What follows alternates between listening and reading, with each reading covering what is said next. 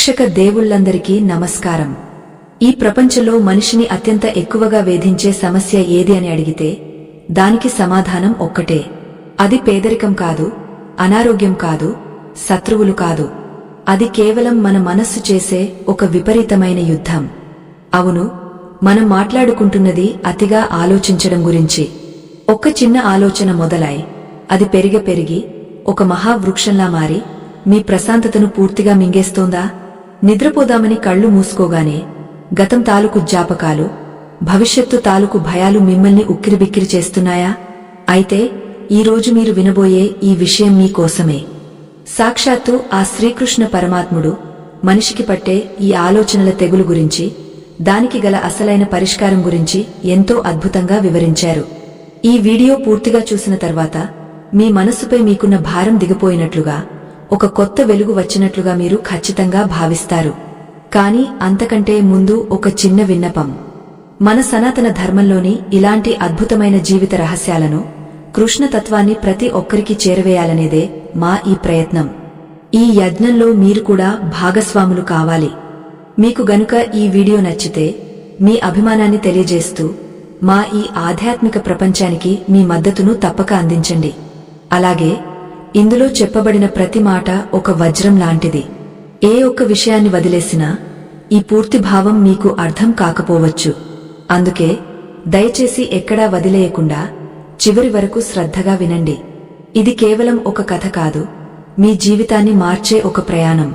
ఇక ఆలస్యం చేయకుండా ఆ కృష్ణ వాక్యంలోకి వెళ్లిపోదాం. పూర్వకాలంలో ద్వారకా నగరంలో ధర్మపాలుడు అనే ఒక సంపన్న వర్తకుడు ఉండేవాడు. అతనికి సంపదకు కొదవలేదు. గొప్ప భవనముంది, సేవ చేయడానికి అనేక మంది సేవకులు ఉన్నారు. సంఘంలో మంచి పేరు ప్రతిష్టలు ఉన్నాయి. పైకి చూడటానికి అతని జీవితం ఎంతో అద్భుతంగా, అందరూ అసూయపడేలా కనిపించేది. కాని అతని అంతరంగంలో మాత్రం ఒక తుఫాను ఎప్పుడూ చెలరేగుతూనే ఉండేది. బయట ప్రపంచానికి అతను ఒక విజయవంతమైన వ్యాపారి. కాని తన సొంత మనస్సులో మాత్రం అతను ఒక ఓడిపోయిన యుద్ధవీరుడు. ఎందుకంటే అతనికి అతిగా ఆలోచించే అలవాటు ఉండేది. ఎంతలా అంటే రేపు జరగబోయే చిన్న చిన్న విషయాలను కూడా ఊహించుకుని నిద్రలేని రాత్రులు గడిపేవాడు. ఉదాహరణకు, తన వ్యాపారంలో సరుకులు తీసుకువెళుతున్న బండి ఆలస్యమైతే చాలు, అది దొంగల పాలైందేమో, వ్యాపారం దెబ్బతింటుందేమో, తద్వారా తన ఆస్తి అంతా పోతుందేమో, చివరకు తాను బికారిగా మారిపోతానేమో అని. ఇలా ఒకదానితో ఒకటి సంబంధం లేని ఆలోచనలన్నీ పెనవేసుకుని తనను భయపెట్టేవి. పక్కవారి చిన్న చూపులో ఏదో అర్థం వెతుక్కునేవాడు. వారు అన్న చిన్న మాటను పట్టుకుని దానికి లేనిపోని అర్థాలు ఆపాదించుకుని గంటల తరబడి మదనపడేవాడు. అతని భార్య, పిల్లలు ఎంత సంతోషంగా ఉన్నా ఏదో ఒకరోజు వీరందరికీ కష్టం వస్తుందేమో అన్న భయంతో వర్తమానంలో ఉన్న ఆనందాన్ని అనుభవించలేకపోయేవాడు. ఒకరోజు ధర్మపాలుడు తన భవనంలోని ఉద్యానవనంలో కూర్చుని ఉన్నాడు. అప్పుడు సమయం అర్ధరాత్రి దాటింది. ఆకాశంలో నిండు చంద్రుడు వెలుగుతున్నాడు. చల్లని గాలి వీస్తోంది. ఆ వాతావరణం ఎంతో ఆహ్లాదకరంగా ఉంది. కాని ధర్మపాలుడి ముఖంలో మాత్రం ఆందోళన తాండవిస్తోంది. అతని కళ్ళు ఎర్రగా ఉన్నాయి. నిద్రలేమి స్పష్టంగా కనిపిస్తోంది. రేపు జరగబోయే ఒక ముఖ్యమైన ఒప్పందం గురించి అతని ఆలోచనలు ఆగడం లేదు. అవతలి వ్యక్తి మోసం చేస్తే, ఒకవేళ నేను సంతకం చేసిన పత్రాల్లో తప్పులుంటే, రాజుగారు నాపై కోపగస్తే, ఇలా ప్రశ్నల మీద ప్రశ్నలు అతని మెదడును తొలిచేస్తున్నాయి. తల పట్టుకుని కూర్చున్నాడు. ఆ సమయంలో అతనికి అనిపించింది, నాకు అన్నీ ఉన్నాయి, కాని మనశ్శాంతి ఒక్కటి లేదు. ఈ సంపద, ఈ భోగభాగ్యాలు నాకెందుకు? అసలు ఆలోచనల ప్రవాహాన్ని ఆపడమేలా? దీనికి అంతం లేదా? సరిగ్గా ఆ సమయంలోనే ద్వారకలో శ్రీకృష్ణ పరమాత్ముడు ఉన్నాడని, ఆయనను దర్శించుకుంటే ఎలాంటి క్లిష్టమైన సమస్యకైనా పరిష్కారం దొరుకుతుందని అతనికి గుర్తుకు వచ్చింది. మరుసటి రోజు ఉదయాన్నే తన పనులన్నీ పక్కన పెట్టి కృష్ణ దర్శనం కోసం బయలుదేరాడు. కృష్ణుడిని చూడాలన్న ఆతృతలో కూడా అతని మనస్సు ఊరుకోలేదు. కృష్ణుడు నన్ను కలుస్తాడా? ఒకవేళ కలిసినా నా సమస్యను చిన్నదిగా చూస్తాడా? అందరూ అడిగే మోక్షం కాకుండా ఈ పిచ్చి ఆలోచనల గురించి అడిగితే ఆయన నవ్వుతాడేమో? ఇలా మళ్లీ ఆలోచనల సుడిగుండంలో చిక్కుకున్నాడు. కాని ఎలాగోలా ధైర్యం చేసి కృష్ణుడి భవనానికి చేరుకున్నాడు. అక్కడ శ్రీకృష్ణుడు రుక్మిణీదేవి సమేతుడై ఒక పారిజాత వృక్షం కింద ఆసీనుడై ఉన్నాడు. ఆయన ముఖంలోని చిరునవ్వు, ఆ ప్రశాంతత చూడగానే ధర్మపాలుడి మనస్సులోని అలజడి కాస్త తగ్గినట్లయింది. కృష్ణుడిని చూడగానే కళ్లలో నీళ్లు తిరిగాయి. సాష్టాంగ నమస్కారం చేసి చేతులు జోడించి నిలబడ్డాడు. కృష్ణుడు తనదైన మందహాసంతో, రా ధర్మపాలా, క్షేమమేనా? నీ ముఖంలో వర్చస్సు తగ్గి ఏదో తెలియని చీకటి అలుముకున్నట్లుందే. నీ వర్తకం బాగానే సాగుతోంది కదా, మరి ఈ దిగులు ఎందుకు అని అడిగాడు. ధర్మపాలుడు తలదించుకుని, కృష్ణా, నీకు తెలియనిది ఏముంది? లోకమంతా నన్ను అదృష్టవంతుడు అనుకుంటుంది, కాని నేను దురదృష్టవంతుడిని. నా వద్ద బంగారముంది, కాని నిద్రలేదు. కుటుంబముంది, కాని వారితో గడిపే ప్రశాంతత లేదు. నా మనస్సు నాకు శత్రువుగా మారింది స్వామి. లేనిదాన్ని ఉన్నట్లుగా ఊహించుకుని, జరగనిదాన్ని జరిగినట్లుగా భ్రమపడి నన్ను నేను హింసించుకుంటున్నాను. ఒక్క క్షణం కూడా ఆలోచించకుండా ఉండలేకపోతున్నాను. ఇది నా ఒక్కడి సమస్యనా, లేక అందరికీ ఇలాగే ఉంటుందా? దీని నుంచి బయటపడే మార్గం లేదా? నన్ను రక్షించు కృష్ణ అంటూ కన్నీళ్లు పెట్టుకున్నాడు. శ్రీకృష్ణుడు లేచివచ్చి ధర్మపాలుడి భుజం తట్టి అతన్ని తన పక్కన కూర్చోబెట్టుకున్నాడు. అప్పుడు కృష్ణుడు ఇలా అన్నాడు, ధర్మపాలా, నువ్వు అడిగిన ఈ ప్రశ్న కేవలం నీ ఒక్కడిదే కాదు. ఇది యుగయుగాల మానవజాతి సమస్య. కురుక్షేత్ర రణరంగంలో గాండివం జారవిడిచిన అర్జునుడి స్థితి కూడా ఇదే. యుద్ధం ఇంకా మొదలు కాకముందే భవిష్యత్తులో జరగబోయే అనర్థాలను అతిగా ఊహించుకుని వర్తమానంలో తన కర్తవ్యాన్ని మర్చిపోయి కుప్పకూలిపోయాడు. అతిగా ఆలోచించడం అనేది ఒక ఊబిలాంటిది. అందులో ఒక్కసారి కాలు వేస్తే ఎంత బయటకు రావాలని ప్రయత్నిస్తే అంత లోతుకు కూరుకుపోతావు. కాని దీనిని జయించడం అసాధ్యం కాదు. అయితే ముందుగా అసలు ఈ ఆలోచనలు ఎందుకు వస్తున్నాయో, వాటి మూలం ఎక్కడుందో నువ్వు అర్థం చేసుకోవాలి. ధర్మపాలుడు ఆసక్తిగా వింటున్నాడు. స్వామి, నా ఆలోచనలకు మూలం నా భయమే కదా? రేపు ఏమవుతుందో అన్న భయమే కదా నన్ను ఇలా చేస్తోంది అని అడిగాడు. దానికి కృష్ణుడు నవ్వి, భయం అనేది కేవలం ఒక ఫలితం మాత్రమే ధర్మపాల, అది కారణం కాదు. అతిగా ఆలోచించడానికి ప్రధానంగా 3 మూల కారణాలు ఉన్నాయి. అందులో మొదటిది, మనిషికి తనమీద తనకున్న అపనమ్మకం కంటే కాలమీద ఉన్న అపనమ్మకం ఎక్కువ. దీనిని వివరించడానికి నీకు ఒక కథ చెబుతాను విను అని కృష్ణుడు కథ చెప్పడం మొదలుపెట్టాడు. ఒకానొక అడవిలో ఒక లేడి ఉండేది. అది నిండు గర్భంతో ఉంది. ప్రసవ సమయం దగ్గర పడింది. అది ప్రసవించడానికి ఒక సురక్షితమైన ప్రదేశం కోసం వెతుకుతోంది. నది ఒడ్డున పొడవైన గడ్డి ఉన్న ఒక ప్రదేశం దానికి సురక్షితంగా అనిపించింది. అక్కడికి చేరుకుంది. కాని సరిగ్గా అదే సమయానికి ఆకాశం నల్లబడింది. పెద్ద ఉరుములతో కూడిన వర్షం మొదలైంది. ఒక పక్క అడవిలో కార్చిచ్చు, అడవి మంటలు రాజుకుంది. మంటలు వేగంగా వస్తున్నాయి.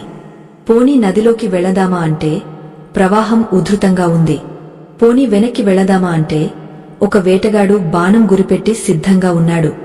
పోనీ పక్కకు పారిపోదామా అంటే ఒక పొదలో ఆకలితో ఉన్న సింహం దాని వైపు చూస్తోంది. ఇప్పుడు ఆ లేడి పరిస్థితి ఆలోచించు ధర్మపాలుడా. దానికి నలువైపులా మృత్యువు పొంచి ఉంది. ఒక పక్క మంటలు, మరో పక్క నది, ఇంకో పక్క వేటగాడు, మరో పక్క సింహం. పైగా పురిటి నొప్పులు మొదలయ్యాయి. ఇప్పుడు ఆ లేడి ఏం చేయాలి?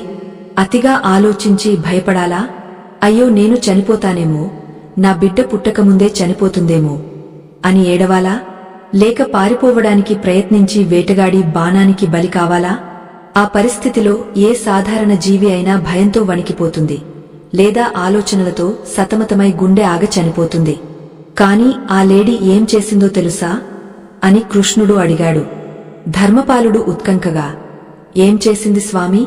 అంతటి ప్రమాదంలో అది ఎలా బతికింది అని అడిగాడు. కృష్ణుడు కొనసాగించాడు. ఆ లేడీ తన మనస్సును అదుపులో ఉంచుకుంది. భవిష్యత్తులో ఏం జరుగుతుందో అనే ఆలోచనను పూర్తిగా పక్కన పెట్టింది. సింహం తనను చంపుతుందా? వేటగాడు బాణం వేస్తాడా? మంటలు కాలుస్తాయా? ఇవేవీ దాని చేతిలో లేవు. దాని చేతిలో ఉన్నది ఒక్కటే పని, అదే తన బిడ్డకు జన్మనివ్వడం. అది కళ్ళు మూసుకుంది. తన పూర్తి శ్రద్ధను, శక్తిని కేవలం ప్రసవం మీదనే పెట్టింది. బాహ్య ప్రపంచాన్ని పూర్తిగా మరిచిపోయింది. సరిగా అప్పుడే ఒక అద్భుతం జరిగింది. ఆకాశం నుండి పెద్ద మెరుపు వచ్చింది. ఆ మెరుపు కాంతికి వేటగాడి కళ్ళు జిగేల్మన్నాయి. దాంతో అతను వదిలిన బాణం గురి తప్పింది. ఆ గురి తప్పిన బాణం వెళ్లి పొదలో ఉన్న సింహానికి తగిలింది. సింహం గాయపడి పారిపోయింది. అదే సమయంలో ఆకాశం బద్దలైనట్లుగా కుండపోత వర్షం మొదలైంది. ఆ వర్షానికి అడవిలో రాజుకున్న మంటలు ఆరిపోయాయి. ఈలోపు ఆ లేడీ ఒక ఆరోగ్యవంతమైన బిడ్డకు జన్మనిచ్చింది. చూసావా ధర్మపాలుడా, ఆ లేడీ గనుక ఆపదలను చూసి అతిగా ఆలోచించి ఉంటే, భయంతో పరుగులు తీసి ఉంటే ఖచ్చితంగా ఏదో ఒక ప్రమాదంలో చిక్కుకుని ఉండేది. కాని అది ప్రస్తుతంలో నిలిచింది. తన కర్తవ్యం మీద మాత్రమే దృష్టి పెట్టింది. మిగిలిన భారాన్ని కాలానికి, ప్రకృతికి వదిలేసింది. ఇదే మనిషి నేర్చుకోవాల్సిన మొదటి పాఠం. ధర్మపాలుడు ఆశ్చర్యంగా చూస్తూ, కృష్ణ, వినడానికి ఇది చాలా బాగుంది. కాని నిజ జీవితంలో అది అంత సులభం కాదు కదా. జంతువులకు ఆలోచించే శక్తి తక్కువ కాబట్టి అవి అలా ఉండగలవేమో. కాని మనిషికి ఆలోచనే బలం మరియు బలహీనత కూడా. రాబోయే ప్రమాదాన్ని ఊహించకపోతే, దానికి తగిన జాగ్రత్తలు తీసుకోకపోతే మనం నాశనం అయిపోతాం కదా. ముందుచూపు వేరు, అతిగా ఆలోచించడం వేరు అని పెద్దలు అంటారు. మరి ఆ రెండింటి మధ్య ఉన్న గీత ఏది? ఎప్పుడు నా ఆలోచన ముందుచూపు అవుతుంది, ఎప్పుడు అది అతిగా ఆలోచించడం అవుతుంది అని సూటిగా ప్రశ్నించాడు. శ్రీకృష్ణుడు మందహాసం చేస్తూ, చాలా చక్కని ప్రశ్న అడిగావు. చాలామందికి ఈ తేడా తెలియకే సతమతమవుతుంటారు. ఒక రైతు వర్షం వస్తుందేమో అని పొలాన్ని సిద్ధం చేసుకోవడం ముందుచూపు. కాని వర్షం రాదేమో, వస్తే వరదలు వస్తాయేమో, పంట పండదేమో, నేను అప్పులపాలైపోతానేమో అని నాగలి పక్కన పెట్టి కూర్చోవడం అతిగా ఆలోచించడం. జాగ్రత్త తీసుకోవడం అనేది చేతల్లో ఉంటుంది. అతిగా ఆలోచించడం అనేది కేవలం మెదడులో మాత్రమే ఉంటుంది. ఎప్పుడైతే నీ ఆలోచన నిన్ను పని చేయకుండా ఆపుతుందో, ఎప్పుడైతే నీ ఆలోచన నీకు భయాన్ని మాత్రమే మిగిల్చి పరిష్కారాన్ని చూపించదో, అప్పుడు అది అతిగా ఆలోచించడం అని గుర్తించాలి. అయితే ఈ ఆలోచనల ప్రవాహానికి అడ్డుకట్ట వేయాలంటే నువ్వు నీ మనస్సు యొక్క స్వభావాన్ని పూర్తిగా అర్థం చేసుకోవాలి. మనస్సు అనేది ఒక కోతి లాంటిది అని అందరూ అంటారు. కాని నిజానికి మనస్సు కోతి మాత్రమే కాదు. అది ఒక తాగిన కోతి, దానికి తేలు కుట్టిన కోతి, ఆపై దెయ్యం పట్టిన కోతి. అంత చంచలమైనది మనస్సు. అది ఎప్పుడూ ఇక్కడ ఉండదు. అయితే గతం అనే శ్మశానంలో విహరిస్తుంది, లేదా భవిష్యత్తు అనే అభూత కల్పనలో తిరుగుతుంది. వర్తమానం అనే సత్యాన్ని మాత్రం చూడటానికి ఇష్టపడదు. ధర్మపాలుడా, నీకు ఒక విషయం తెలుసా? నువ్వు చేసే ప్రతి ఆలోచనకు ఒక శక్తి ఉంటుంది. నువ్వు దేని గురించి అయితే ఎక్కువగా ఆలోచిస్తావో అది నీ జీవితంలోకి ఆకర్షించబడుతుంది. దీనినే సృష్టి నియమం అంటారు. నువ్వు ఉదయం లేచిన దగ్గరి నుండి నాకు ఏదో కీడు జరగబోతోంది అని భయపడుతూ ఆలోచిస్తే నీ ఉపచేతన మనస్సు దాన్ని నిజం చేయడానికి ప్రయత్నిస్తుంది. అంటే నీ నాశనానికి నువ్వే ప్రణాళిక రచిస్తున్నావు అన్నమాట. కాని ఇక్కడ అసలైన రహస్యం ఇంకొకటి ఉంది. మనిషి ఎందుకు అతిగా ఆలోచిస్తాడు? దీనికి మూల కారణం నియంత్రణ అనే భ్రమ. నా జీవితం నా చేతుల్లోనే ఉండాలి, ప్రతిదీ నేను అనుకున్నట్లే జరగాలి, పక్కవారి ప్రవర్తన కూడా నాకు నచ్చినట్లే ఉండాలి అనే కోరిక ఎప్పుడైతే బలంగా ఉంటుందో అప్పుడే అతిగా ఆలోచించడం మొదలవుతుంది. నువ్వు ప్రపంచాన్ని నీ ఆధీనంలో ఉంచుకోవాలని చూస్తున్నావు. అది సాధ్యం కానప్పుడు నీ మనస్సులో యుద్ధం మొదలవుతుంది. ధర్మపాలుడు ఆలోచనలో పడ్డాడు. నిజమే కృష్ణ, నా వ్యాపారం, నా పిల్లలు, నా ఆరోగ్యం అన్నీ నా గుప్పెట్లో ఉండాలని నేను కోరుకుంటాను. ఒక్క చిన్న విషయం తేడా వచ్చినా తట్టుకోలేకపోతున్నాను. అంటే నా సమస్య పరిస్థితుల్లో లేదు, నా కోరికలో ఉందన్నమాట. మరి ఈ కోరికను జయించడం ఎలా? ప్రపంచాన్ని నియంత్రించాలనే ఆశను వదిలేస్తే నేను నిస్సహాయుడిని అయిపోనా? చేతులు ముడుచుకుని కూర్చోవాలా అని సందేహం వ్యక్తం చేశాడు. కృష్ణుడు బదులిస్తూ, నిస్సహాయత వేరు, సమర్పణ వేరు ధర్మపాలుడా. నీ కర్తవ్యాన్ని నువ్వు చిత్తశుద్ధితో చెయ్యి, కాని ఫలితాన్ని నిర్ణయించే బాధ్యతను నువ్వు మోయకు. సముద్రంలో పడవ నడపడం నీ వంతు, కాని గాలి ఎటు వీచాలి అలలు ఎంత ఎత్తు ఎగించాలి అనేది నీ చేతిలో లేదు. గాలిని శాసించాలనుకుంటే పిచ్చివాడివి అవుతావు. గాలికి అనుగుణంగా తెరచాపను మార్చుకుంటే తెలివైనవాడివి అవుతావు. అతిగా ఆలోచించేవాడు గాలితో యుద్ధం చేస్తాడు. విజ్ఞత కలిగినవాడు గాలిని వాడుకుంటాడు. ఇప్పుడు నీకు ఒక అత్యంత బలమైన రహస్యాన్ని చెబుతాను. ఇది వింటే నీకు అర్థమవుతుంది అసలు మనస్సు మన మాట ఎందుకు వినదో. మన శరీరంలో పంచేంద్రియాలు ఉన్నాయి. కళ్ళు, చెవులు, ముక్కు, నాలుక, చర్మం. ఇవి బయట ప్రపంచం నుండి సమాచారాన్ని తీసుకువస్తాయి. ఈ సమాచారాన్ని స్వీకరించేది మనస్సు. కాని ఈ మనస్సు వెనుక మరొక శక్తి ఉంది. అదే బుద్ధి. చాలామందికి మనస్సుకు బుద్ధికి తేడా తెలియదు. మనస్సు ఒక అల్లరి పిల్లవాడి లాంటిది. బుద్ధి ఒక తల్లి లాంటిది. పిల్లవాడు ఏది పడితే అది కావాలని ఏడుస్తాడు, భయపడతాడు. అప్పుడు తల్లివాడిని సముదాయించాలి, దారిలో పెట్టాలి. కాని నీ విషయంలో ఏం జరుగుతోంది? ఆ పిల్లవాడే ఇంటిని నడిపిస్తున్నాడు. తల్లి నిద్రపోతోంది. అంటే నీ బుద్ధి నిద్రావస్థలో ఉంది. మనస్సు ఆడిందే ఆటగా సాగుతోంది. ఎప్పుడైతే బుద్ధిని మేల్కొల్పుతావో అప్పుడే అతి ఆలోచనలకు కళ్ళెం వేయగలవు. కాని బుద్ధిని మేల్కొల్పడం ఎలా? దానికి ఒక ప్రత్యేకమైన మార్గం ఉంది. అది నీ శ్వాసతో ముడిపడి ఉంది అంటూ కృష్ణుడు ఆగాడు. ధర్మపాలుడికి ఆసక్తి రెట్టింపాంది. శ్వాసకా, ఆలోచనలకు, శ్వాసకు సంబంధముందా కృష్ణ? దయచేసి వివరించు. నా బుద్ధిని ఎలా మేల్కొల్పాలి? ఆ అల్లరి పిల్లవాడిని ఎలా అదుపు చేయాలి అని అడిగాడు. కృష్ణుడు గంభీరంగా ఇలా అన్నాడు. ధర్మపాలుడా, ఇది చాలా సూక్ష్మమైన విషయం. బాగా గమనించు. ఎప్పుడైతే నీకు కోపం వస్తుందో, లేదా భయం వేస్తుందో, లేదా అతిగా ఆలోచిస్తున్నావో అప్పుడు నీ శ్వాస ఎలా ఉంటుందో గమనించావా? అది చాలా వేగంగా, లయ లేకుండా ఉంటుంది. అదే నువ్వు ప్రశాంతంగా ఉన్నప్పుడు నీ శ్వాస నెమ్మదిగా, దీర్ఘంగా ఉంటుంది. అంటే మనస్సు శ్వాసను ప్రభావితం చేస్తుంది. అదే విధంగా శ్వాస ద్వారా మనస్సును కూడా నియంత్రించవచ్చు. కాని కేవలం శ్వాసను గమనిస్తే సరిపోదు. దానికి తోడు నీ అంతరంగంలో నువ్వు అడగాల్సిన ఒకే ఒక్క ప్రశ్న ఉంది. ఆ ప్రశ్న వేస్తే చాలు, అనవసరమైన ఆలోచనలని పటాపంచలు అయిపోతాయి. ఆ ప్రశ్న ఏమిటంటే, కృష్ణుడు ఆ ప్రశ్న ఏమిటో చెప్పబోతుండగా ఒక్కసారిగా వాతావరణం మారింది. చెట్ల ఆకులు వేగంగా కదలడం మొదలయ్యాయి. కృష్ణుడి ముఖంలో ఒక నిగూజమైన చిరునవ్వు వెలిసింది. ఆ ప్రశ్నలో అంత శక్తి ఉందా? కేవలం ఒక్క ప్రశ్నతో ఏళ్ల తరబడి వేధిస్తున్న ఆలోచనలను ఆపవచ్చా? ఆ అద్భుతమైన ప్రశ్న ఏమిటి? అది తెలియాలంటే మనం కృష్ణుడు చెప్పబోయే తర్వాతి మాటల కోసం వేచి చూడాల్సిందే. ఆ ప్రశ్న ఏమిటంటే, ఈ క్షణంలో, సరిగా ఇప్పుడు, ఇక్కడ నాకు ఏదైనా సమస్య ఉందా?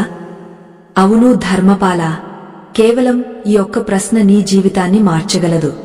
ఒక్కసారి కళ్ళు మూసుకుని గట్టిగా ఊపిరి పీల్చుకుని నిన్ను నువ్వు ఈ ప్రశ్న అడుగు. సరిగ్గా ఈ క్షణంలో నాకు ఏమైనా ఆపద ఉందా అని. దీనికి సమాధానం దాదాపుగా ఎప్పుడూ లేదు అనే వస్తుంది. ఎందుకంటే నీ సమస్యలన్నీ అయితే గడిచిపోయిన నిన్నటిలో ఉంటాయి, లేదా ఇంకా రాని రేపటిలో ఉంటాయి. కాని మనం బ్రతికేది మాత్రం ఈ క్షణంలో. మనస్సు చేసే మాయ ఏమిటంటే, అది నిన్ను ఈ క్షణం నుండి లాగేసి లేని సమస్యలతో కుస్తీ పడేలా చేస్తుంది. నువ్వు ఎప్పుడైతే వర్తమానంలోకి వస్తావో అక్కడ ఆలోచన ఉండదు, కేవలం అనుభూతి మాత్రమే ఉంటుంది. ఆ అనుభూతి పేరే ప్రశాంతత. ధర్మపాలుడు అయోమయంగా చూశాడు. కృష్ణ, వినడానికి సులభంగానే ఉంది కాని ఆచరణలో ఇది ఎలా సాధ్యం? నా మనస్సు నా మాట వినడం లేదు అన్నాను కదా, దానికి కళ్ళెం వేయడమేలా అని అడిగాడు. అప్పుడు కృష్ణుడు పక్కనే ఉన్న పచ్చని గడ్డిని చూపిస్తూ అక్కడే మేస్తున్న ఒక ఆవును, దాని దూడను చూపించాడు. ధర్మపాల, మన శరీరం ఒక రథం లాంటిది. దీనిని నడిపించే విధానం మన వేదాలలో ఎంతో అద్భుతంగా చెప్పబడింది. ఈ శరీరం అనే రథానికి 5 గుర్రాలు కట్టబడి ఉంటాయి.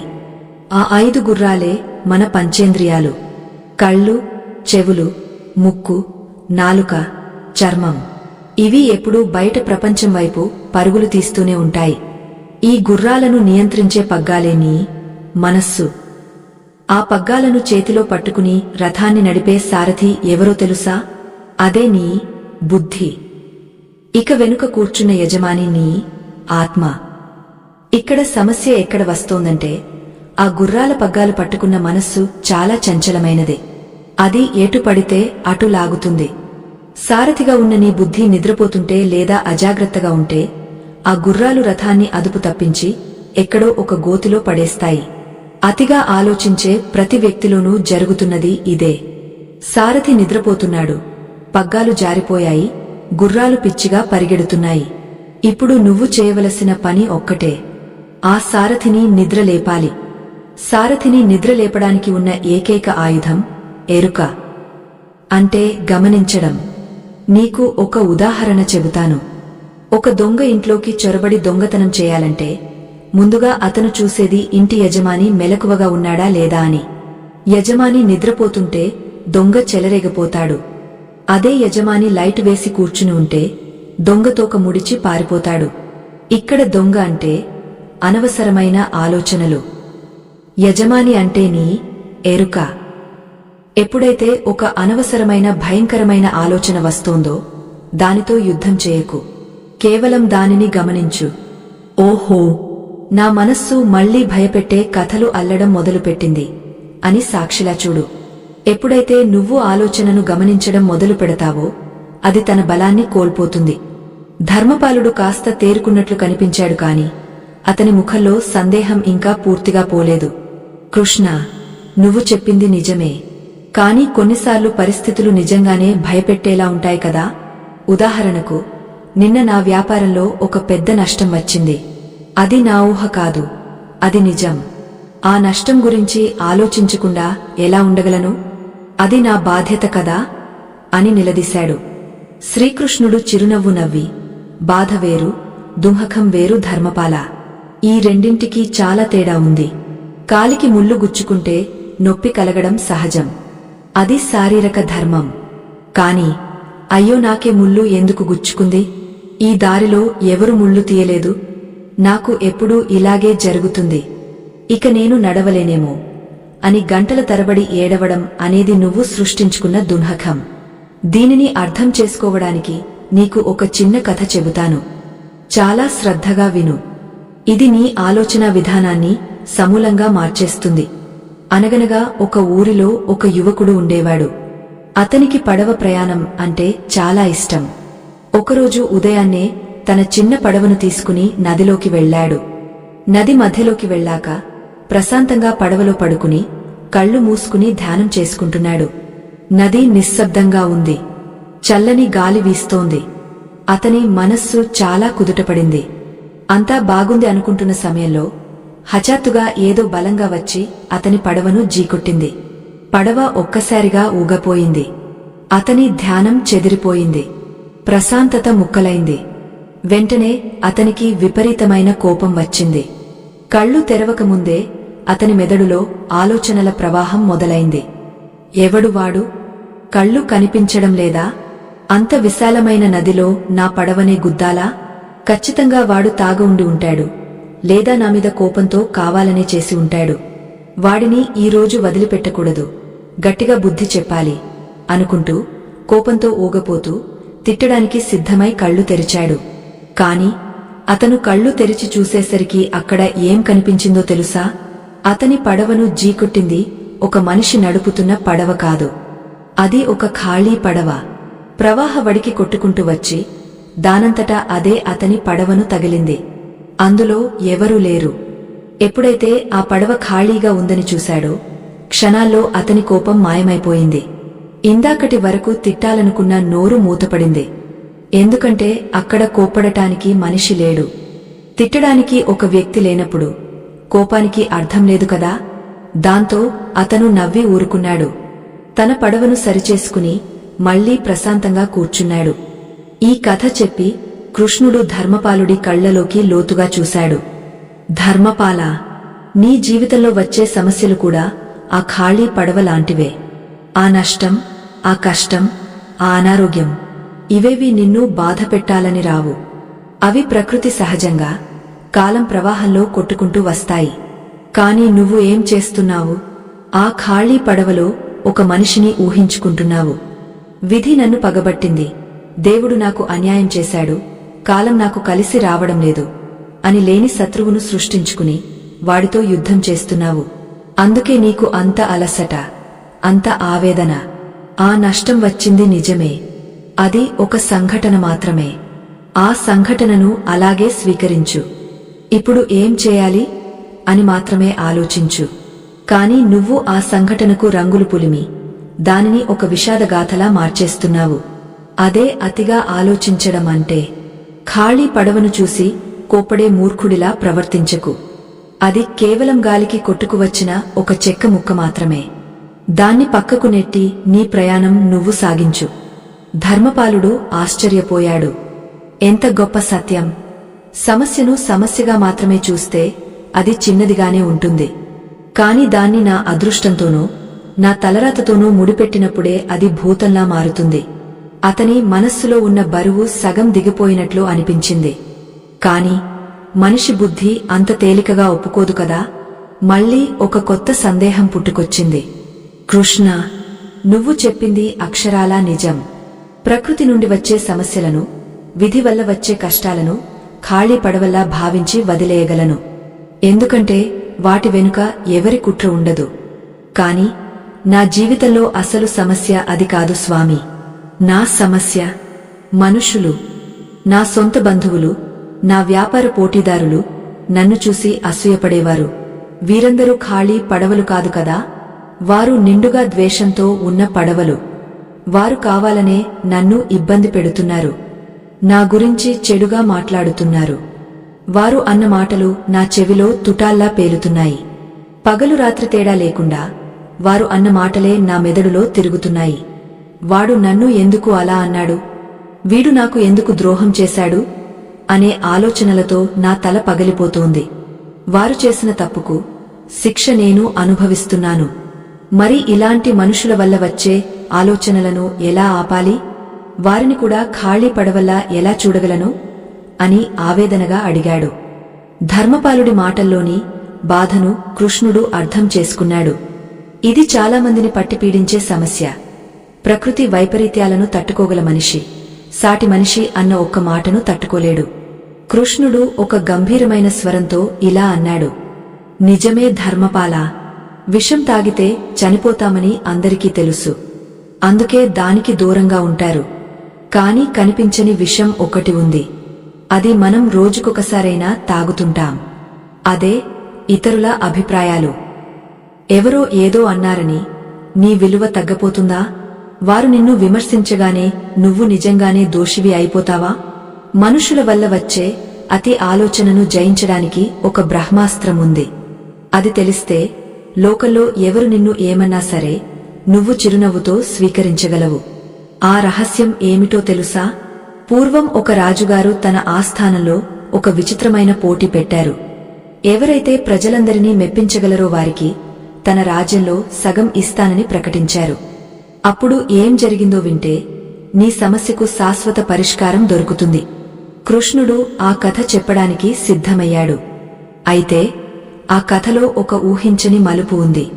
మనిషి మనస్తత్వం గురించి, ఇతరుల విమర్శల గురించి కృష్ణుడు చెప్పబోయే ఆ నగ్న సత్యమేమిటి? అది తెలిస్తే ధర్మపాలుడి జీవితం ఎలా మారుతుంది? ఆ రాజ్యంలో ఒక చాటింపు వేయబడింది.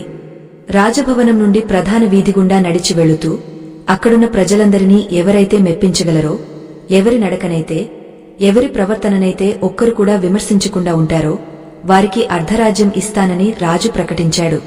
ఇది వినగానే ఆ ఊరిలో ఉన్న ఒక గొప్ప పండితుడు ముందుకు వచ్చాడు. ఆయనకు శాస్త్రాలన్నీ తెలుసు, నీతి నియమాలు తెలుసు.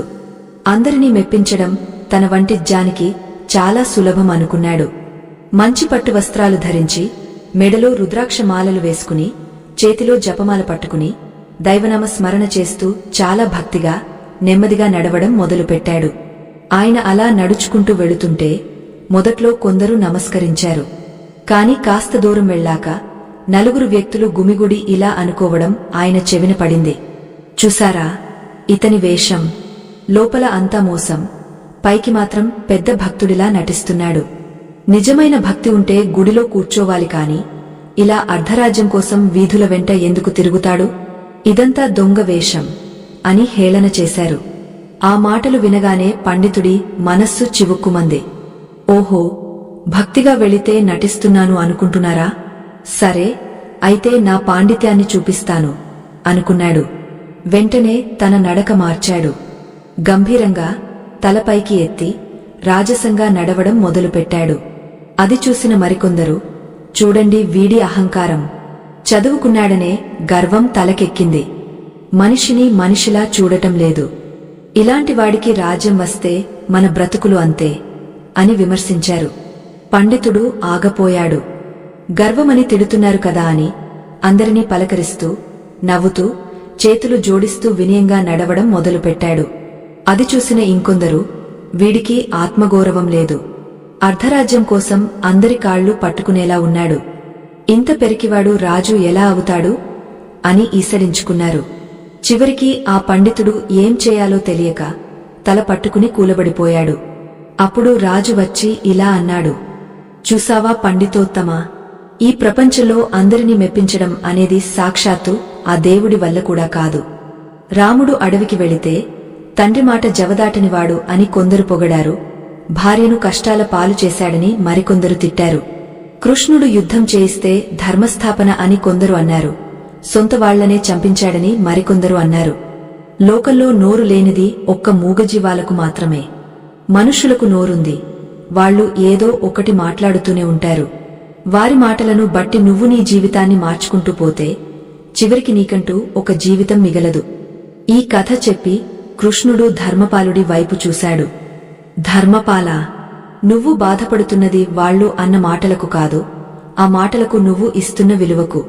ఒకడు నిన్ను చెడ్డవాడు అని అనగానే నువ్వు నిజంగానే చెడ్డవాడివి అయిపోతావా? లేదు కదా. వారి మాటలు వారి సంస్కారాన్ని చూపిస్తాయి, నీ వ్యక్తిత్వాన్ని కాదు. ఎవరో నీ చేతిలో ఒక ముళ్ళ కంచె పెట్టారనుకో, దాన్ని పట్టుకుని అయ్యో గుచ్చుకుంటోంది, రక్తం వస్తోంది అని ఏడవడం అమాయకత్వం. ఆ కంచెను కింద పడేసి ముందుకు వెళ్లడం తెలివైన పని. ఇతరుల విమర్శలు ఆ ముళ్ళ కంచెలాంటివి. వాటిని పట్టుకుని మోయాల్సింది నువ్వే, వదిలేయాల్సింది కూడా నువ్వే. ధర్మపాలుడి మనస్సులో ఒక పెద్ద చిక్కుముడి వీడిపోయింది. నిజమే కృష్ణ, ఇన్నాళ్ళు లోకం ఏమనుకుంటుందో అన్న భయంతోనే సగం చచ్చాను. నా గురించి నాకు తెలిసినప్పుడు పక్కవారి మాటలతో నాకేం పని అని ఒక నిర్ణయానికి వచ్చాడు. కాని వెంటనే అతని ముఖంలో మరో నీడ కదిలింది. బయటవారి మాటలను వదిలేయవచ్చు, కాని తన సొంత మనస్సే తనను నిందిస్తుంటే ఏం చేయాలి? అతను కృష్ణుడిని అడిగాడు, మాధవా, ఇతరుల విమర్శలను పక్కన పెడతాను సరే, కాని నా గతం నన్ను వదలడం లేదు. నేను గతంలో చేసిన కొన్ని తప్పులు, తీసుకున్న తప్పుడు నిర్ణయాలు నాకు పదే పదే గుర్తొస్తున్నాయి. అప్పుడు అలా చేయకుండా ఉంటే బాగుండేది, ఆ మాట అనకుండా ఉంటే బాగుండేది అని రాత్రింబవళ్లు కుమిలిపోతున్నాను. చేసిన తప్పును వెనక్కి వెళ్లి సరిదిద్దలేను కదా, మరి ఈ పశ్చాత్తాపం అనే మంట నుండి బయటపడటమేలా? గతం తాలూకు బరువు నన్ను వర్తమానంలో బ్రతకనివ్వడం లేదు. శ్రీకృష్ణుడు నవ్వి, ధర్మపాలా, నువ్వు ఇప్పుడు అడిగింది అతిగా ఆలోచించే వారికి ఉండే మరొక పెద్ద లక్షణం. గతం అనే శవాన్ని మోయడం. చనిపోయిన వారిని శ్మశానంలో కాలుస్తారు లేదా పూడ్చిపెడతారు, కాని చనిపోయిన క్షణాలను మాత్రం మనుషులు తమ మెదడులోనే దాచుకుంటారు. దానివల్ల వచ్చే దుర్వాసనే ఈ దిగులు. దీనికి సంబంధించి ఇద్దరు సన్యాసుల కథ చెబుతాను విను. ఇది నీ గతం తాలూకు బరువును దించేస్తుంది. ఒకసారి సత్యానంద, విమలానంద అనే ఇద్దరు బౌద్ధ సన్యాసులు ఒక ఆశ్రమం నుండి మరొక ఆశ్రమానికి కాలినడకన ప్రయాణం చేస్తున్నారు. వారి నియమాలలో ముఖ్యమైనది ఏమిటంటే వారు స్త్రీలను తాకకూడదు, వారితో మాట్లాడకూడదు, అసలు స్త్రీల వంక చూడకూడదు. ఇది వారి కఠోర దీక్ష. వారు అలా వెళుతుండగా దారిలో ఒక ఉద్ధృతమైన నది అడ్డువచ్చింది.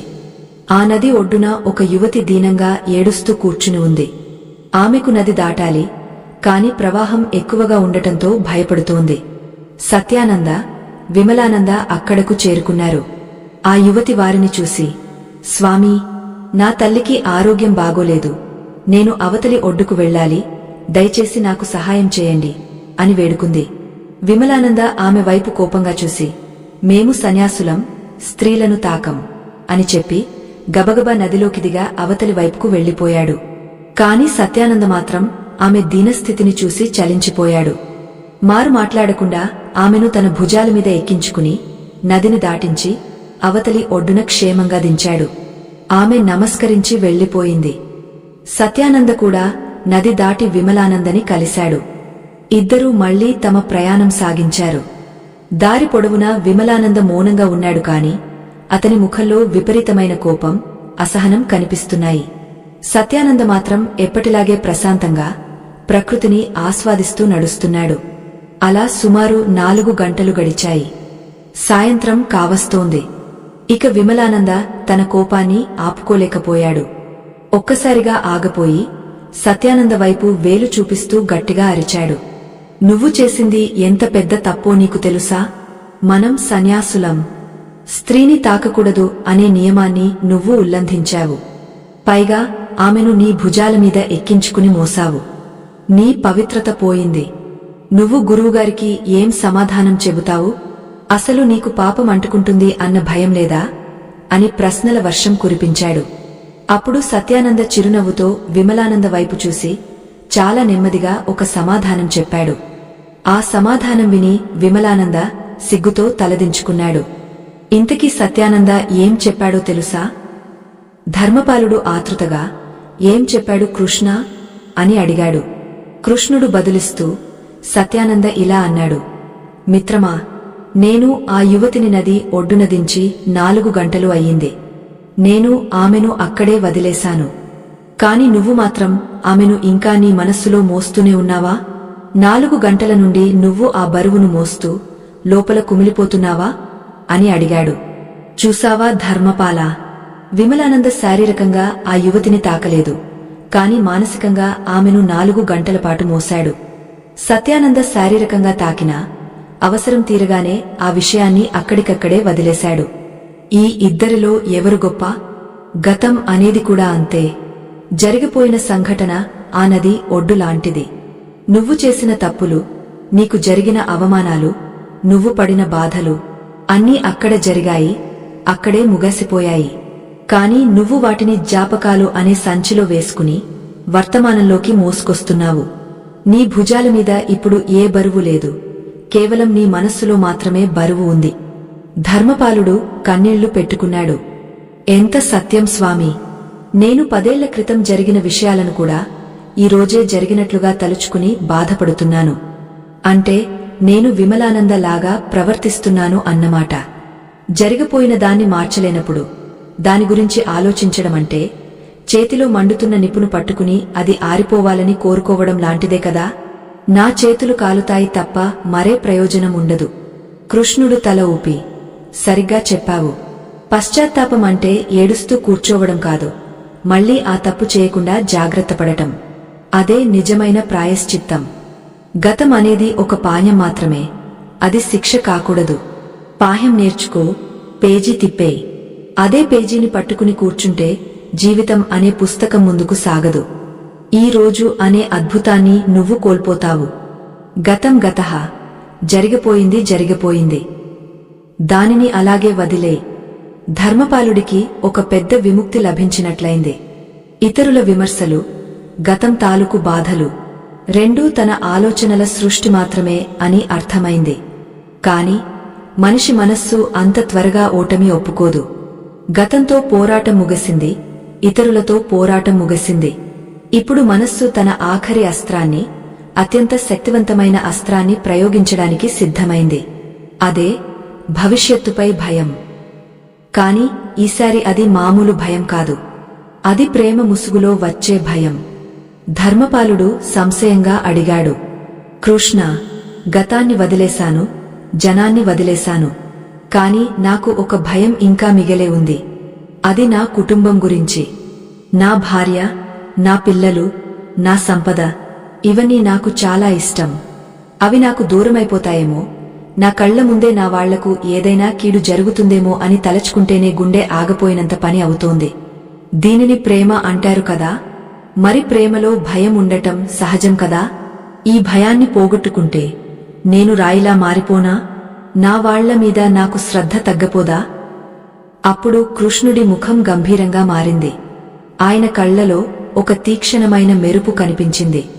ధర్మపాల, నువ్వు దేనినైతే ప్రేమ అనుకుంటున్నావో అది నిజానికి ప్రేమ కాదు. అది ఒక విషపు తీగ. దాని పేరు మమకారం. ప్రేమ విముక్తిని ఇస్తుంది, కాని మమకారం బంధిస్తుంది. ప్రేమ ధైర్యాన్ని ఇస్తుంది, మమకారం భయాన్ని ఇస్తుంది. నువ్వు నీ కుటుంబాన్ని ప్రేమిస్తున్నాను అనుకుంటున్నావు, కాని నిజానికి నువ్వు వారిని నా సొత్తు అనుకుంటున్నావు. నాది అనుకున్న ప్రతిచోటా భయం పుడుతుంది. అసలు భయం ఎందుకు పుడుతుందో, ప్రేమకు మమకారానికి మధ్య ఉన్న ఆ సన్నని గీత ఏమిటో నీకు తెలియాలి. చాలామంది ఈ మమకారం అనే ఊబిలో కూరుకుపోయి అతిగా ఆలోచిస్తూ జీవితాలను నాశనం చేసుకుంటారు.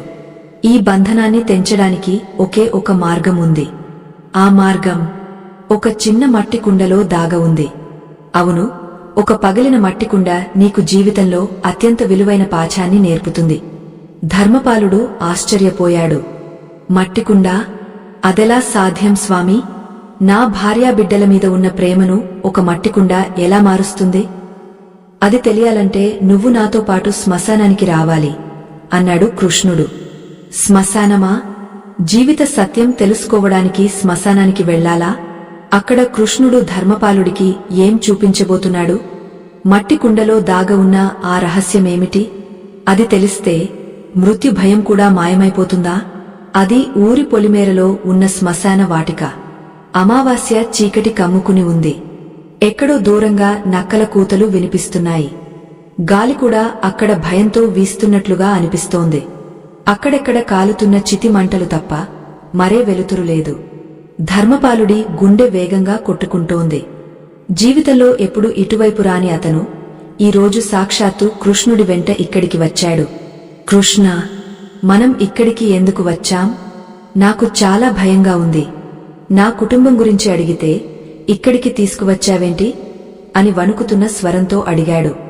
శ్రీకృష్ణుడు మాత్రం ఎప్పటిలాగే ప్రశాంతంగా ఒక చితి పక్కన పడి ఉన్న ఒక పాత మట్టి కుండను చేతిలోకి తీసుకున్నాడు. ఆ కుండకి ఒక చిన్న రంధ్రముంది. అది నల్లగా మాడిపోయి ఉంది. కృష్ణుడు ఆ కుండను ధర్మపాలుడికి చూపిస్తూ, ధర్మపాల, ఈ కుండను చూసావా? ఇది ఒకప్పుడు ఎవరో ఒకరి ఇంట్లో ఉండేది.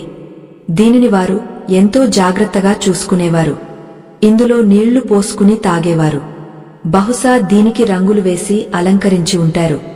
కాని ఈరోజు ఇది ఇక్కడ ఈ బూడిదలో పడి ఉంది. దీని యజమాని కూడా ఈ బూడిదలో కలిసిపోయాడు అన్నాడు. ధర్మపాలుడు అయోమయంగా చూస్తున్నాడు. కృష్ణుడు కొనసాగించాడు. నీకు ఒక కథ చెబుతాను విను. ఒక వ్యక్తికి ఒక అద్భుతమైన పింగాణి పాత్రంటే చాలా ఇష్టం. అది చాలా ఖరీదైనది, చాలా అందమైనది. అతను దానిని ఎంత ప్రేమిస్తాడు అంటే రోజులో సగం సమయం దానిని తుడుస్తూ చూసుకుంటూ గడుపుతాడు. ఎవరైనా పిల్లలు అటువైపు వెళితే ఎక్కడ అది పగిలిపోతుందో అని భయంతో అరుస్తాడు. రాత్రిపూట ఎలుకలు వచ్చి దాన్ని పడేస్తాయేమో అని నిద్రపోడు. ఆ పాత్ర అందంగా ఉన్నా అది అతని జీవితంలో ఆనందాన్ని ఇవ్వడం లేదు, కేవలం భయాన్ని ఇస్తోంది. ఎందుకంటే ఆ పాత్ర ఎప్పటికైనా పగిలిపోతుంది అనే సత్యం అతనికి తెలుసు. కాని అతను ఆ సత్యాన్ని అంగీకరించడానికి సిద్ధంగా లేడు. ఒకరోజు ఒక జానీ ఆ ఇంటికి వచ్చాడు. ఆ వ్యక్తి పడుతున్న ఆవేదనను చూశాడు. అప్పుడు ఆ జానీ నవ్వి ఇలా అన్నాడు, ఓ అమాయకుడా, నువ్వు ఆ పాత్రను చూసే విధానం మార్చుకో. ఆ పాత్ర ఇంకా పగలలేదు అని అనుకుంటున్నావు కాబట్టి నీకు భయం.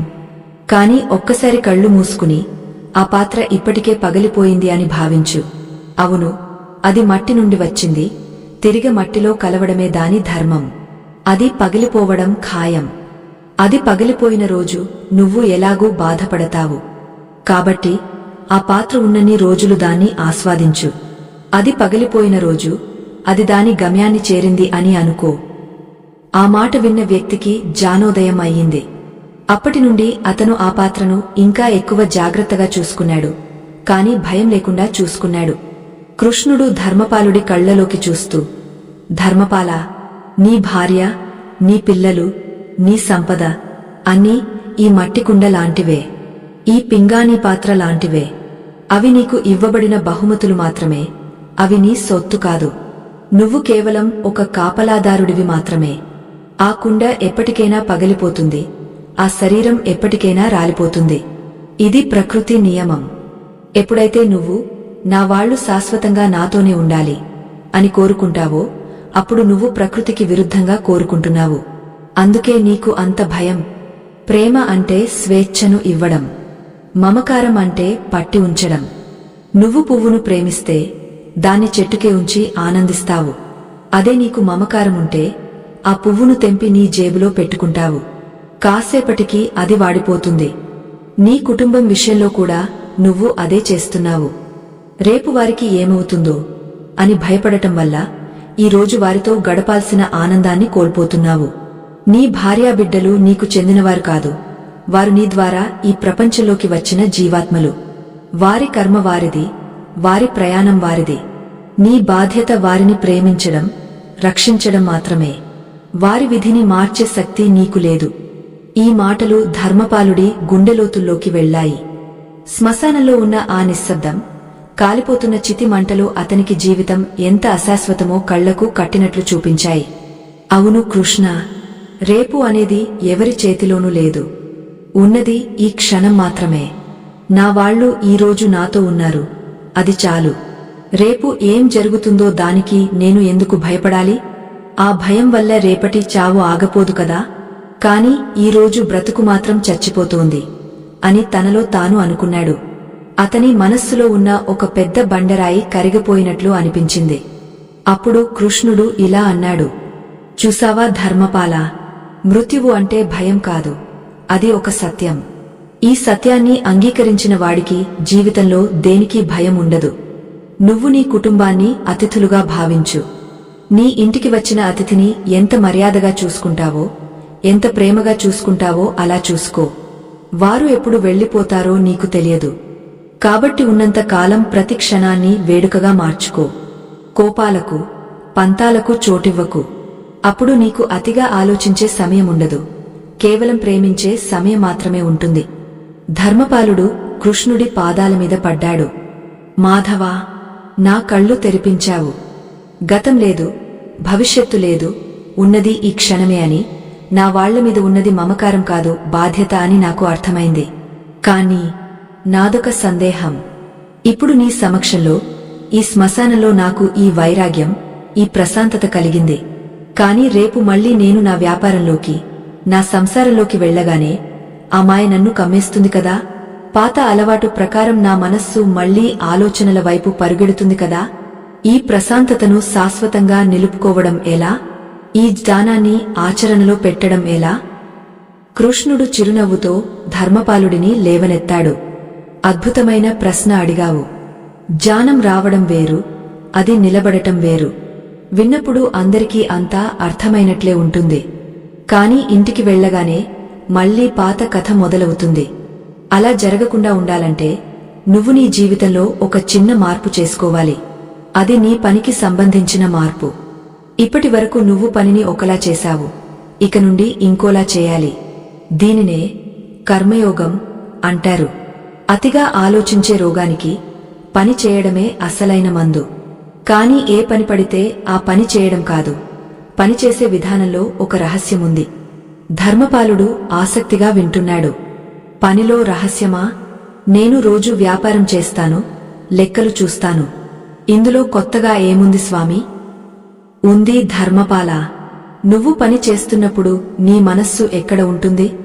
పనిమీద ఉంటుందా, లేక ఆ పని వల్ల వచ్చే డబ్బు మీద ఉంటుందా, లేదా ఆ పని విఫలమైతే వచ్చే అవమానం మీద ఉంటుందా?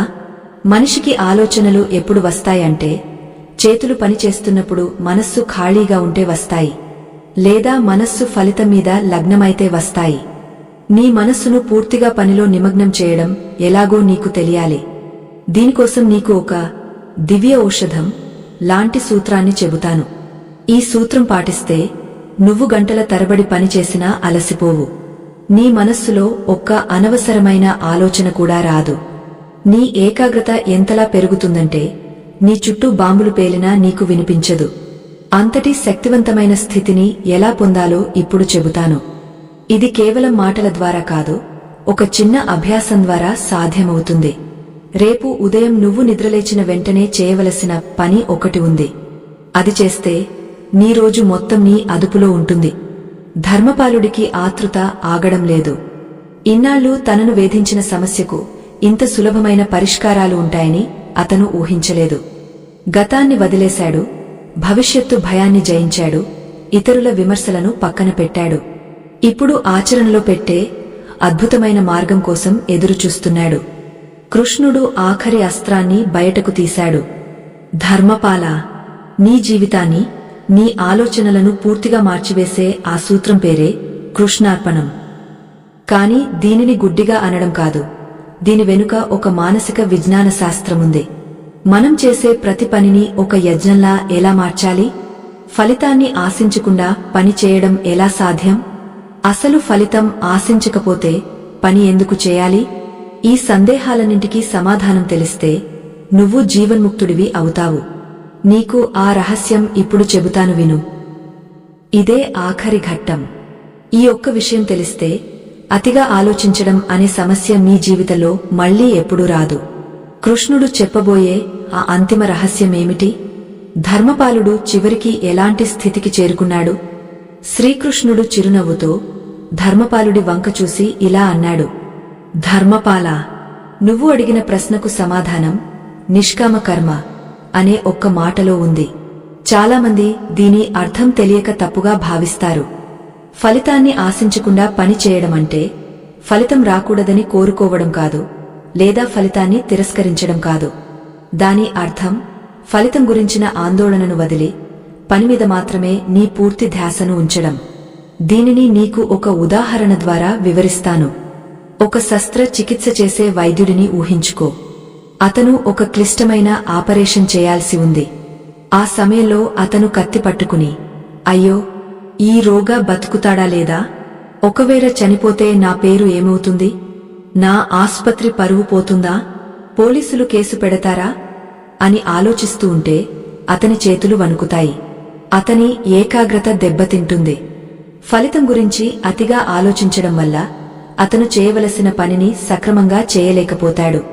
అదే అతను రోగిని బతికించడం నా ధర్మం. నా చేతుల్లో ఉన్న విద్యను పూర్తిగా వినియోగించి ప్రతి నరం మీద, ప్రతి కణజాలం మీద శ్రద్ధ పెట్టి చికిత్స చేస్తాను. బతకడం అనేది దైవాధీనం అని భావించి పనిచేస్తే అతని చేతుల్లో ఒక అద్భుతమైన స్థిరత్వం ఉంటుంది. అతని పనిలో నైపుణ్యం పెరుగుతుంది. చూసావా ధర్మపాలా, అతిగా ఆలోచించడం అనేది నీ సామర్థ్యాన్ని పెంచదు, తగ్గస్తుంది. ఎప్పుడైతే నువ్వు ఫలితాన్ని నా పాదాల చెంత వదిలేస్తావో అప్పుడు నీ మనస్సు తేలికపడుతుంది. ఒక బరువు దిగిపోయినట్లు అనిపిస్తుంది. ఆ తేలికైన మనస్సుతో నువ్వు చేసే పని అద్భుతంగా ఉంటుంది. దీనినే కృష్ణార్పణం అంటారు. అంటే ఈ పని నేను చేస్తున్నాను, కాని ఇది నా కోసం కాదు, ఆ పరమాత్ముడి సేవ కోసం చేస్తున్నాను అని భావించడం. నువ్వు వ్యాపారం చేస్తున్నప్పుడు అది కేవలం డబ్బు సంపాదించడానికి మాత్రమే కాదు, సమాజానికి అవసరమైన వస్తువులను అందించే ఒక సేవగా భావించు. లాభం వస్తే అది భగవంతుడి ప్రసాదం, నష్టం వస్తే అది భగవంతుడి పరీక్ష. ఈ భావన నీలో ఉంటే లాభం వచ్చినప్పుడు గర్వం రాదు, నష్టం వచ్చినప్పుడు కుంగుబాటు రాదు. నీ మనస్సు ఎప్పుడూ ఒకే స్థితిలో ప్రశాంతంగా ఉంటుంది. ధర్మపాలుడు తన్మయత్వంతో వింటున్నాడు. కృష్ణుడు ఇంకాస్త లోతుగా వివరిస్తూ, ధర్మపాల, అసలు రహస్యం చెబుతాను విను. నువ్వు, నేను, ఈ ప్రపంచంలో ఉన్న ప్రతి జీవి, అందరం ఒక నాటక రంగం మీద ఉన్న పాత్రధారులం మాత్రమే. ఒక నటుడు రాజు వేషం వేస్తాడు, మరొకడు బిచ్చగాడి వేషం వేస్తాడు. రాజు వేషం వేసినవాడు వేదిక మీద ఉన్నంతసేపు ఆజ్ఞలు జారీ చేస్తాడు, యుద్ధాలు చేస్తాడు. కాని లోపల అతనికి తెలుసు, నేను నిజమైన రాజును కాదు, ఇది కేవలం నా పాత్ర మాత్రమే అని. అలాగే బిచ్చగాడి వేషం వేసినవాడు ఏడుస్తాడు, అరుస్తాడు. కాని లోపల అతనికి తెలుసు, నాకు నిజంగా దారిద్ర్యం లేదు, ఇది నటన మాత్రమే అని. నాటకం అయిపోగానే ఇద్దరూ తమ వేషాలు తీసేసి కలిసి భోజనం చేస్తారు, నవ్వుకుంటారు. నీ జీవితం కూడా అంతే. నువ్వు ధర్మపాలుడు అనే ఒక వర్తకుడి పాత్ర పోషిస్తున్నావు. నీ భార్య, నీ పిల్లలు, నీ శత్రువులు అందరూ నీతో పాటు నటిస్తున్న సహనటులు. ఈ పాత్రను ఎంత అద్భుతంగా పోషించాలో అంత అద్భుతంగా పోషించు.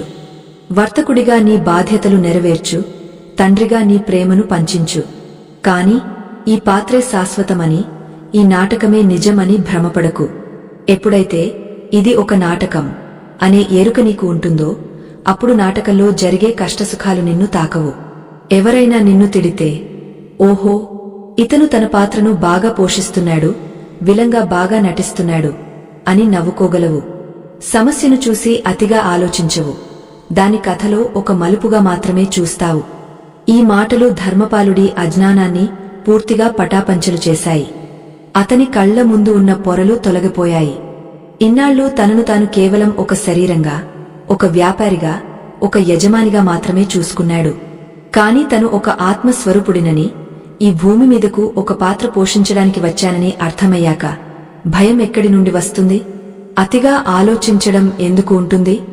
ధర్మపాలుడు 2 చేతులు జోడించి కన్నీళ్లతో కృష్ణుడి పాదాలను కడిగాడు.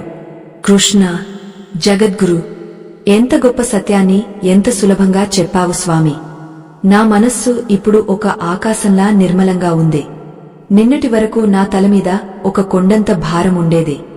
ఇప్పుడు నేను గాలిలో తేలుతున్నట్లుగా ఉంది. గతం లేదు, భవిష్యత్తు లేదు, ఉన్నది ఈ క్షణం మాత్రమే. ఫలితం నాది కాదు, పని మాత్రమే నాది. నేను కర్తను కాదు, కేవలం నిమిత్తమాత్రుడిని. ఈ సత్యం తెలిసాక ఇక నాకు చింత ఎందుకు? ఇక నుంచి నా ప్రతి శ్వాస, నా ప్రతి పని నీకే అర్పితం. కృష్ణుడు సంతోషంగా ధర్మపాలుడిని ఆశీర్వదించాడు. శుభం ధర్మపాల, వెళ్ళు, నీ ఇంటికి వెళ్ళు. నీ వ్యాపారాన్ని చూసుకో, నీ కుటుంబాన్ని ప్రేమించు. కాని గుర్తుంచుకో, తామరాకు మీద నీటిబొట్టులా ఉండు. నీటిలో ఉండు, కాని తడి అంటుకోనివ్వకు. ప్రపంచంలో ఉండు, కాని ప్రపంచాన్ని నీ నెత్తిమీద ఎక్కించుకోకు. ఎప్పుడైనా మళ్లీ ఆలోచనల అలజడి వస్తే ఒక క్షణం ఆగి ఆకాశం వైపు చూసి, ఇది కూడా గడిచిపోతుంది అని అనుకో. లేదా సర్వం కృష్ణార్పణం అని తలచుకో. నేను ఎప్పుడూ నీ వెంటే, నీలోనే ఉంటాను. ధర్మపాలుడు కృష్ణుడికి, రుక్మిణీదేవికి నమస్కరించి ఎంతో ఉత్సాహంగా కొత్త శక్తితో ఇంటికి బయలుదేరాడు. ఇంతకు ముందు అతను నడిచిన దారిలో ముళ్ళు కనిపిస్తే భయపడేవాడు. ఇప్పుడు అదే దారిలో పూలు కనిపిస్తున్నాయి. గాలిలో సంగీతం వినిపిస్తోంది. ఇంటికి వెళ్లగానే తన భార్య ఎదురొచ్చింది. ఆమె ముఖంలో ఆందోళన ఉంది. ఏమండీ, ఇందాక మన గోడౌన్ నుండి వార్త వచ్చింది. అక్కడ సరుకులు తడిసిపోయాయట, కొంత నష్టం వచ్చిందట అని చెప్పింది.